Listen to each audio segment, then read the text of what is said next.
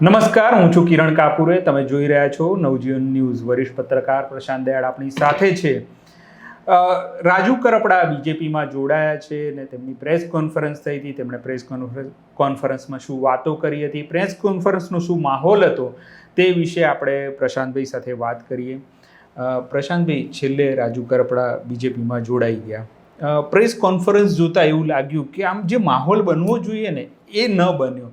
તમારું શું મૂલ્યાંકન છે? પહેલા તો આપણે એ કહી દઈએ કે રાજુ કરપડા ભારતીય જનતા પાર્ટીમાં જશે એવું આપણે અવારનવાર અનેક સ્ટોરીઓમાં કહ્યું હતું. આ વાત ખુદ રાજુ કરપડાને પણ સારી નહોતી લાગતી કે રાજુ કરપડાના સમર્થકો છે એમને પણ નહોતી ગમતી અને એમને એવું લાગી રહ્યું હતું કે આપણે કોઈ ખોટી વાતનો પ્રચાર કરી રહ્યા છીએ. રાજુ કરપડા ભાજપમાં ગયા તો કે અપરાધ નથી કર્યો. હા, ઓબ્વિયસલી એમણે કોઈ અપરાધ નથી કર્યો. એમને જ્યાં ફાવે ત્યાં, એટલે એવું જ નથી કે એમને આમ આદમી પાર્ટીમાં જવું જોઈતું હતું કે કોંગ્રેસમાં જવું જોઈતું હતું, ભાજપમાં તો જવાય જ નહીં. એવું કોઈ લાગણી, એવું કોઈ માગણી આપણી નથી. એટલે કેટલાક લોકોના મનમાં એવી ગેરસમજ હોય છે કે પત્રકાર આવી રીતના જ જુએ છે, પત્રકાર કાયમ સત્તા પક્ષની સામે જ હોય છે. તો એવું નથી, આ એમનો વ્યક્તિગત નિર્ણય છે. પણ જે રીતના આખી સ્થિતિનું નિર્માણ થયું અને આપણે જે કહી રહ્યા હતા એ દિશામાં વાત ગઈ. ઘણી વખત એવું પણ થાય છે આપણે કહીએ છીએ કરતા ઉલટી દિશામાં પણ વાત જતી હોય છે. એટલે એવો દાવો નથી કે આપણી સ્ટોરી સાચી પડી. તો રાજુ કરપડા ભારતીય જનતા પાર્ટીમાં આખરે ગયા. રાજુ કરપડાને લઈને જે માહોલ ઊભો કર્યો હતો, ભાજપ તો ક્યાંય નહોતું પિક્ચરમાં, પણ એ માહોલ ઊભો કરવામાં ભારતીય જનતા પાર્ટીની ભૂમિકા બહુ મહત્વની હતી. એ જે કિસાન યાત્રા કાઢે છે, તો સામાન્ય રીતે રાજુ કરપડા ચાર મિત્રો મળવાના હતા હોય ને તો પણ પહેલા ભેગા થવા દેતા નહોતા. તો રાજુ કરપડાની યાત્રા માટે પોલીસની વ્યવસ્થા કરવી, એ મંજૂરી આપવી, એટલે બહુ સમજાતું હતું. જગદીશ મહેતા, પત્રકાર જગદીશ મહેતાની ભાષામાં વાત કરીએ તો આ મીઠી જુબાન હતી કે ગોળધાણા પહેલા વચન આપી દેવામાં આવ્યું, એવું હતું. કઈ વાંધો નહીં, રાજુભાઈ જ્યાં રહે ત્યાં ખુશ રહે અને ખેડૂતોનું ભલું કરે, એવી જ એક ઈચ્છા તો આપણી પણ છે. પણ રાજુ કરપડા જ્યારે ભારતીય જનતા પાર્ટીના કાર્યાલય કમલમ પર આવે છે ત્યારે એમને આવકારવા માટેનો જે ઉત્સાહ ભાજપનો જોઈએ ને એ મને ના દેખાયો, જરા પણ ન દેખાયો. એટલે મને એવું હતું કે જ્યારે રાજુ કરપડા કમલમ પહોંચશે ત્યારે કોઈ સિનિયર નેતાઓ દરવાજા ઉપર હાજર હશે, એમને ત્યાં આવકારશે, પણ ત્યાં કોઈ નહોતું.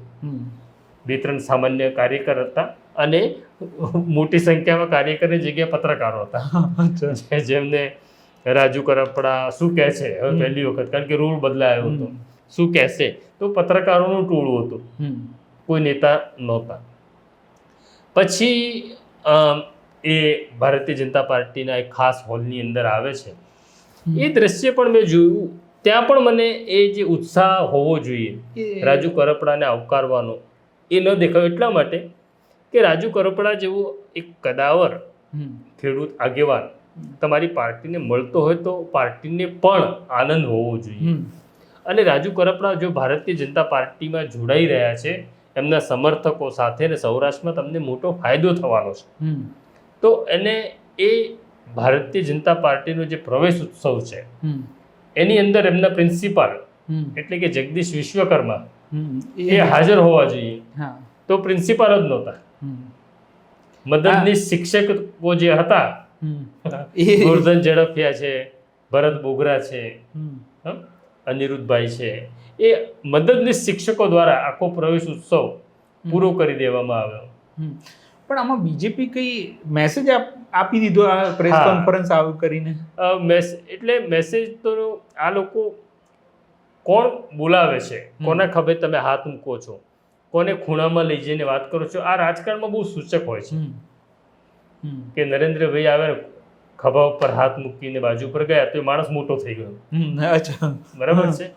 તો આવું બધું બહુ સૂચક હોય છે રાજકારણની અંદર. તો આ સૂચક એ હતું કે રાજુ કરપડા આવવાના હોય તો એટલી અપેક્ષા તો ચોક્કસ હોવી જોઈએ, કેટલી અપેક્ષા હોવી જોઈએ કે ભાઈ જગદીશ વિશ્વકર્મા તો હોય ત્યાં, એક્ઝેક્ટલી, પણ જગદીશ વિશ્વકર્મા પણ નહોતા.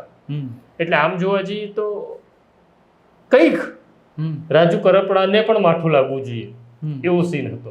એક તો દરવાજા ઉપર કોઈ રિસીવ કરનારું નહોતું, હોલની અંદર પણ કોઈ હતું નહીં, અને સૌથી એના પછીનો જે પાર્ટ હતો કે આપણે નવું ઘર લઈએ, નવી દુકાન લઈએ તો આપણને આનંદ હોવો જોઈએ, ક્યાંક નવા જગ્યાએ જઈએ, પણ એ આનંદ રાજુ કરપડાના ચહેરા ઉપર નહોતો. આપણે વિઝ્યુઅલમાં પણ જોઈ શકીએ છીએ એક્ઝેક્ટલી કે રાજુ કરપડાના ચહેરા ઉપર આનંદ દેખાતો નથી. એટલે રાજુ કરપડાના ગળામાં જે બીજેપીનો ખેસ હોય એ જ આમ આપણને ઘટના પેલી લાગે છે. આપણને ઘટના એટલા માટે વિચિત્ર લાગે છે અથવા ખટકે છે અત્યાર સુધી સરકાર સામે રહે. હા, આપણને એટલે એ રીતના હું કહું છું, આપણને જે માણસ લડે છે ને એ જોવો ગમે છે. એટલે આપણને રાજુ કરપડા ત્યારે પણ ગમતા હતા, આજે પણ ગમવાના. જેવું નથી કે કમળનો ખેસ પહેરી લીધો એટલે હવે ડિલીટ મારી દો. હા, એવું તો નથી. પણ તમને એક જોવાની ટેવ પડી જાય છે, લડતો માણસ, અને લડતો માણસ કોઈને પણ ગમે. તો એ લડતો માણસ હવે અહીંયા આવ્યો એટલે આપણે એવું માની લીધું કે હવે આ નહીં લડે, નહીં બોલે, તો એટલે ખટકે છે. એટલે કે કોઈ એવી જગ્યાએ નથી ગયો કે જે ના જવું જોઈએ. એ વ્યક્તિગત રાજકારણમાં તો થતું રહે છે.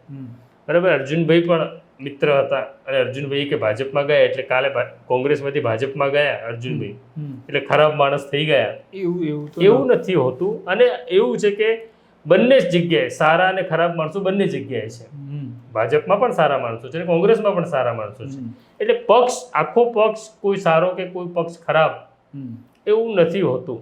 પણ મેં કહ્યું કે કોઈ રિસીવ કરવા ન આવે, કોઈ મોટો નેતા હાજર ન રહે. આમ તો જો કદ મોટું એમને માની લીધું, સ્વીકારી લીધું કે રાજુ કરપડા મોટું કદ છે, તો મંત્રીમંડળનો એકાદો વ્યક્તિ પણ આવે. એવું પણ નતું. એની જગ્યાએ ભાજપનો કાર્યક્રમ પૂરો કરી એ હર્ષ સંઘવીને મળવા જાય છે. એટલે ત્યાં મળવા જવું, ત્યાં જવું. હવે આખી સ્થિતિ બદલાઈ છે. એના પછી મેં ઘણું બધું જોયું કે આખા સમારંભની અંદર ભાજપ કે રાજુ કરપડા આમ આદમી પાર્ટીનું નામ નથી બોલતા. એ પણ સૂચક હતું. એ પણ સૂચક. આમ તો આમ આદમી પાર્ટી પણ કદાચ પાર્ટીએ સ્ટ્રેટેજી કરી હશે કે આપણે એને ગાળ આપી પણ એ પાર્ટીને શું કામ મોટી કરવી છે. ઠીક છે, સારું છે. એટલે એવો ઉલ્લેખ થાય છે કે અન્ય પક્ષમાંથી આવેલા રાજુ કરપડા પણ પોતાના ભાષણમાં એવું કહે છે કે જે પક્ષમાં હું હતો, એટલે કયા પક્ષમાં હતા એ નથી કહેતા, પણ કેટલીક વસ્તુ મજાની હતી એની અંદર, આમ તમને આનંદ આપે એવી હતી. જેમ ગૌતમ બુદ્ધને બોધિ વૃક્ષ નીચે બેસીને જ્ઞાન પ્રાપ્ત થયું હતું, એવું રાજુ કરપડાને ભાવનગરની જેલમાં બેસી જ્ઞાન પ્રાપ્ત થયું કે આપણે જે પાર્ટીમાં જઈએ છીએ એ કોર્પોરેટ પાર્ટી છે, ખેડૂત વિરોધી છે. આ બધું જ્ઞાન એમને ત્યાં લાવ્યું, એમણે કહ્યું. પછી મજા ત્યારે આવે છે કે એવું કહે છે કે હું જેલમાં હતો ત્યારે નરેન્દ્ર મોદીએ જે 10,000 કરોડ રૂપિયા આપ્યા, આવું તો વિશ્વમાં ક્યાંય થયું નથી.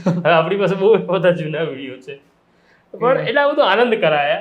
આમ તો આનંદ થાય કે નરેન્દ્ર મોદીના વખાણ રાજુ કરપડા કરે, આમ જવલ્લે જ બનતી ઘટના છે ને. હવે તો એમને પ્રેક્ટિસ પાડવી પડશે. પ્રેક્ટિસ પાડવી પડશે. પણ આ ચૂંટણી છે એ ત્યાં ક્યાંક એમને લડવું હોય કે એવું કશું હોય, એના કારણે આ બહુ ઝડપથી પ્રક્રિયા કરી દીધી હોય એવું બહુ સ્વાભાવિક છે કે પંચાયતની ચૂંટણી છે, એમાં કોઈ પણ પાર્ટી રાજુ કરપડા જેવા શક્તિશાળી નેતાનો ઉપયોગ કરવા માંગે. હવે નક્કી જ હતું કે ભાઈ એમનો આપણે ભાજપમાં લઈએ છે અને એમને આવવાનું છે, તો પછી આ ચૂંટણીમાં ઉપયોગ કરવો જોઈએ. મને એવું તો મારી જાણકારી એવી છે ટિકિટ પણ આપે. આપણા રિપોર્ટર ફૈઝાને સવાલે પૂછ્યો હતો, તેમણે એમની સ્ટાઇલમાં કીધું કે હું વેપારી નથી, હું સોદાબાજી નથી કરતો. ત્યાં પણ વફાદાર હતો ને અહીંયા પણ વફાદાર છું. આ પાર્ટી નક્કી કરશે કે મારે લડવી જોઈએ કે નહીં એમ. તો લોકસભા પંચાયતની ચૂંટણીની અંદર વિરોધ પક્ષ, આપણે પણ શું કામ નામ બોલીએ પછી એમની ભાષામાં જ કહીએ કે બીજો કોઈ પક્ષ સૌરાષ્ટ્રમાં હાવી ન થઈ જાય, એટલા માટે એનો ઉપયોગ કયો છે. નહીં, પણ આપણે નામ ના દઈએ પણ ખબર જ છે લોકોને, જગ જાહેર છે. પણ જે આપ પાર્ટીના કાર્યકર્તાઓ કે નેતાઓ એમણે ચોક્કસ જ આ પ્રેસ કોન્ફરન્સ જોઈ હશે, તો એમને શું લાગ્યું હશે કે એમનો જે નેતા છે એ આ પાર્ટીમાં ગયા છે, તો એમનું એવું સ્વાગત, એમને બી કદાચ દુઃખ થયું હશે. એટલે આપણે હસવામાં વાત કરીએ છીએ, બરાબર છે, પણ આપણો જ કોઈ સાથી આપણને છોડીને જાય તો દુઃખ તો અચૂક થાય. હા, એ તો થાય. જો તમારામાં થોડી સંવેદનશીલતા છે તો તમને દુઃખ થાય. તો સ્વાભાવિક છે કે આમ આદમી પાર્ટીના જે મિત્રો છે હું એવું નથી કહેતો સાથી કાર્યકરો કે બધા જ કાર્યકરો નથી હોતા અને બધા કાર્યકરો મિત્રો પણ નથી હોતા, પણ રાજુ કરપડા જે છે એના તો બહુ બધા મિત્રો છે, પ્રવીણ રામ સહિતના, તો ચોક્કસ એ મિત્રોને માઠું તો લાગ્યું જ હશે. એટલે જોઈ આ દ્રશ્ય જોઈને દુઃખ થતું હશે કે આવું કેમ થયું, આવું ન થયું હોત તો. પણ જિંદગીમાં કેટલાક પ્રશ્નોના કારણો આવું કેમ થયું એના જવાબ નથી મળતા આપણને.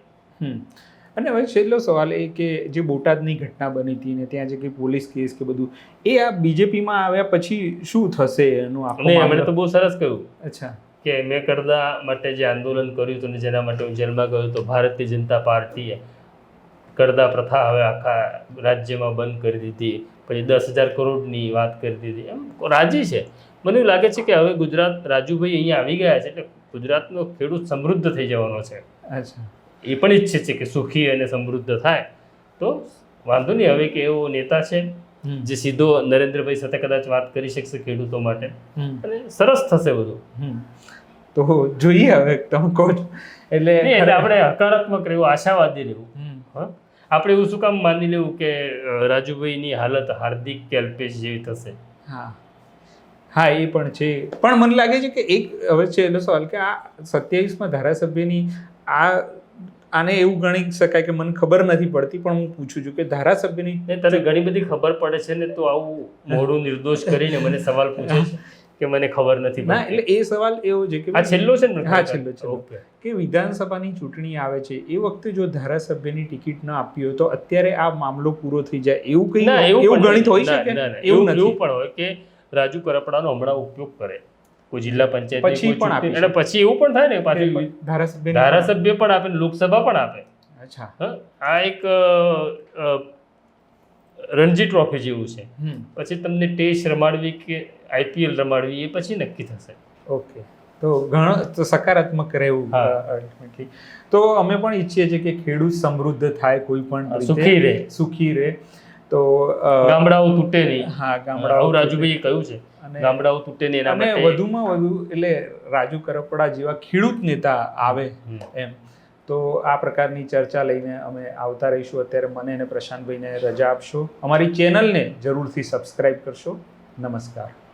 વૈષ્ણવજન તો તેને કહીએ જે પીડ પરાઈ.